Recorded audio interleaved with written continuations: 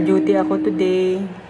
Pero kahit naka-duty ako, I want to share a little moment for this special person who I met in my crossroads of life, going to the path of righteousness. Charot.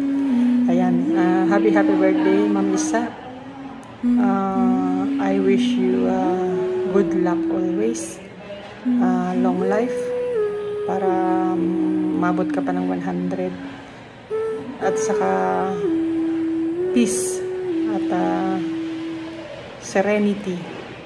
Huwag magpapadaig sa mga stress at hamon ng buhay. Always keep yourself cool and relax.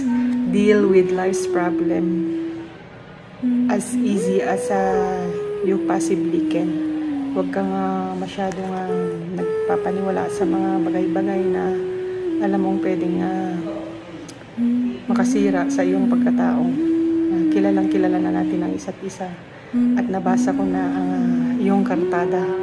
Charot, ikaw ay napakabuting tao, Ma'am Isa.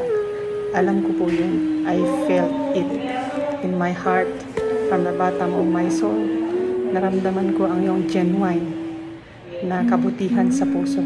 Maraming salamat, Ma'am Isa. Ipagpatuloy mo ang iyong makatotohanang pagtulong at walang halong pagkukunwari, at walang ibang hinahangat at walang ibang hinihingi, kundi ang makatulong at hindi nag-aantay ng ibang hidden agenda sa kanyang pagtulong. Maraming salamat, Ma'am Isa. And God bless you always. Happy birthday. I love you, Ma'am Isa.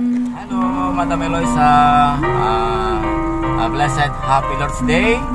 A blessed happy birthday po. So today, it's your day.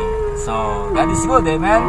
So Ma'am Eloisa, napakabait ng Diyos sa iyo. Kayo po ay binayaan ng another blessing, another birthday sa iyo pong buhay. So keep up po, Madam Eloisa. God bless with your family.